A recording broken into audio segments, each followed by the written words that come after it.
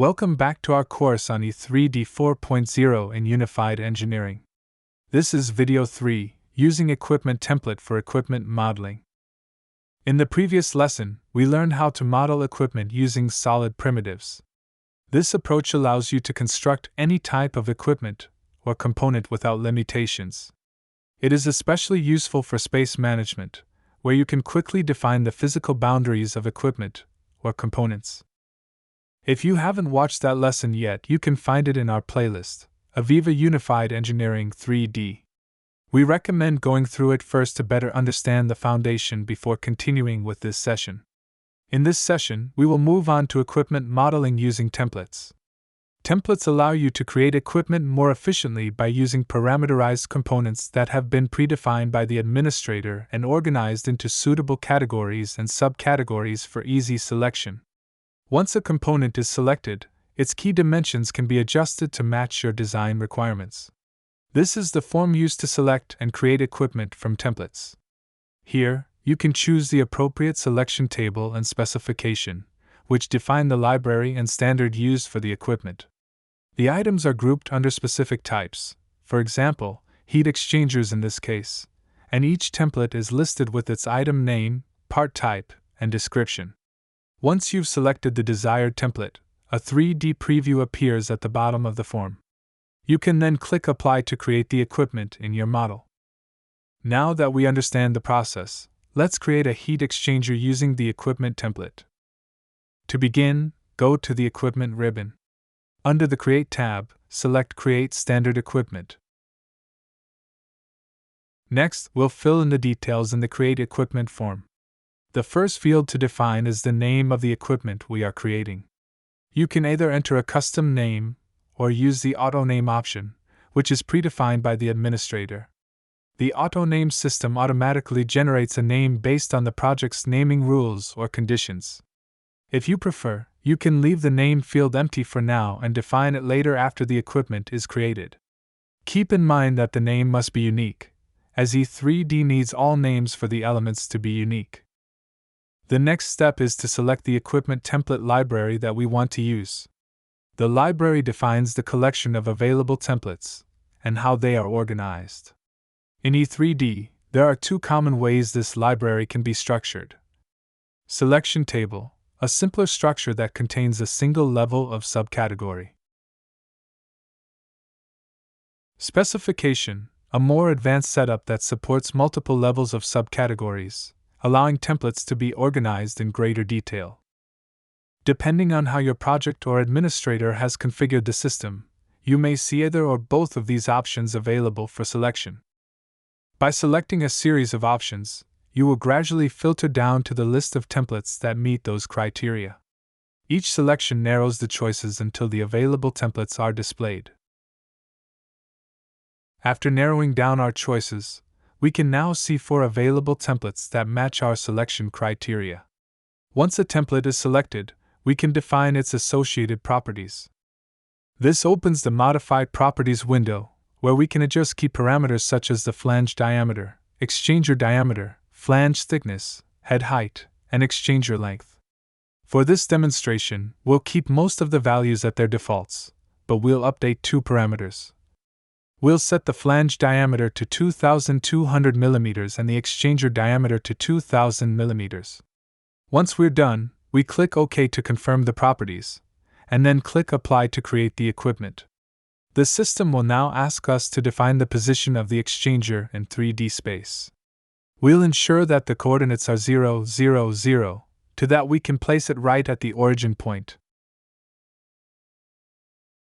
Now that we've positioned the exchanger at the origin, let's take a look at it in the 3D viewer.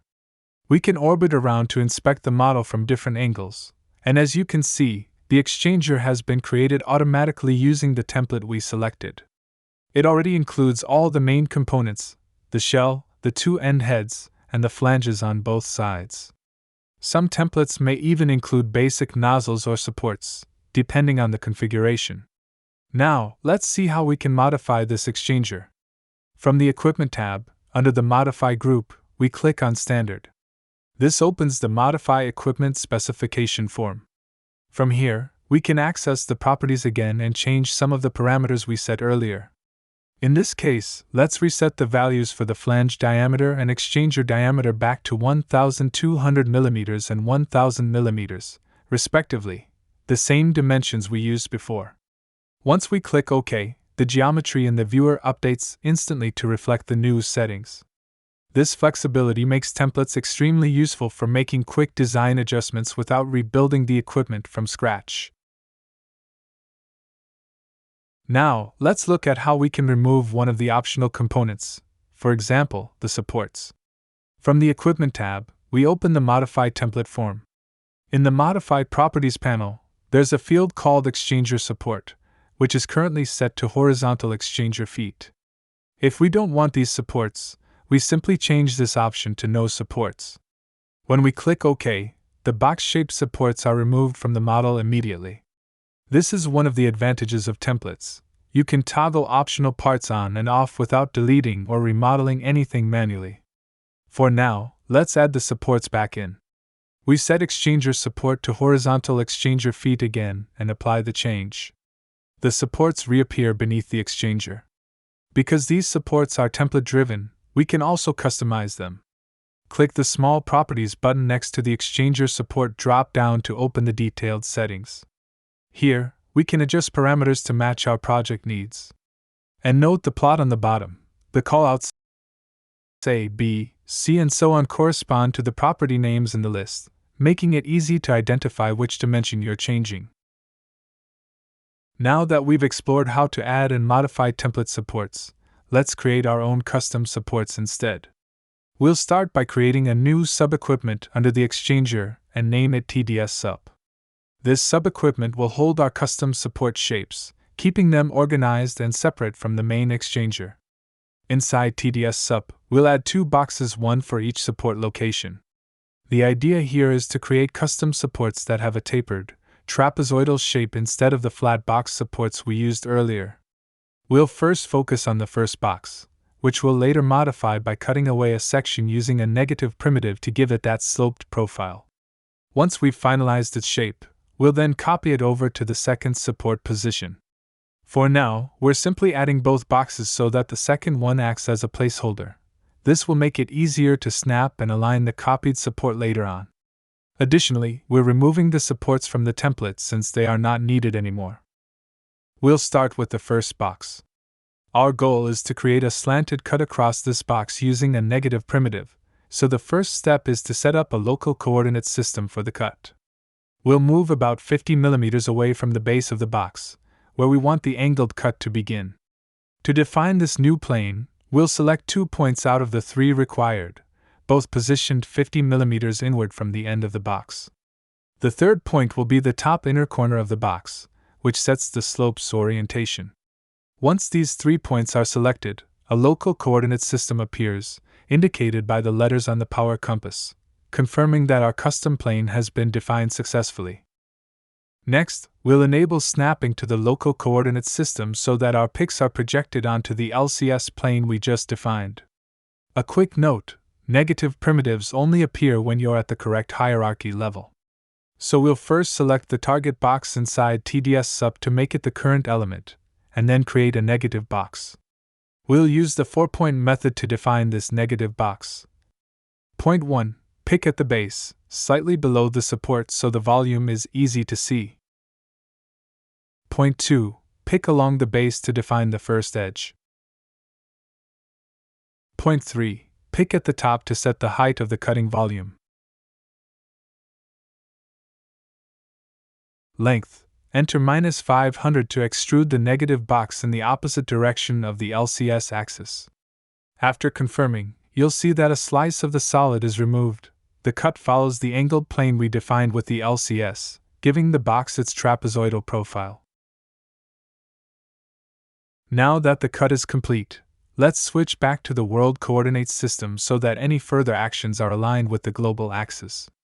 We'll also turn off Project Snaps onto LCS, since we no longer need our selections to be projected on the local plane. Next, we'll navigate to the modified box. We'll now copy this support to the other side. To do that, we'll run the copy command, then select the center of the box as the base point. We'll move the cursor over to the placeholder box we created earlier, and snap the copied box right into its position. Once the copy is in place, we can delete the placeholder box, leaving us with two identical, angled supports. Now we'll rotate the support so that it faces the correct direction. First, we'll make sure we're at the primitive level. Next, we'll enter the rotate command. We'll select the center of the box as the base point, and then specify a rotation of 180 degrees. Once we confirm, the support flips into its new orientation. With this, we've seen how templates can be used not just to create standard equipment, but also as a foundation for customization. By combining template-driven components with user-defined geometry, you can build flexible, project-specific designs quickly and efficiently. We've now completed the process of creating and customizing equipment using templates in E3D. Starting from template selection, we defined parameters, created the heat exchanger, explored its internal structure, and made modifications such as toggling supports and shaping them with negative primitives. Through this exercise, you can see how templates make equipment modeling faster, more consistent, and much easier to modify, all without rebuilding geometry from scratch. In the next session, we'll continue exploring more ways to enhance your equipment modeling workflow in Unified Engineering, E3D 4.0. If you found this lesson helpful, please like this video and subscribe to our channel so you won't miss the next session. Your support helps us create more tutorials to guide you step by step in mastering E3D and Unified Engineering.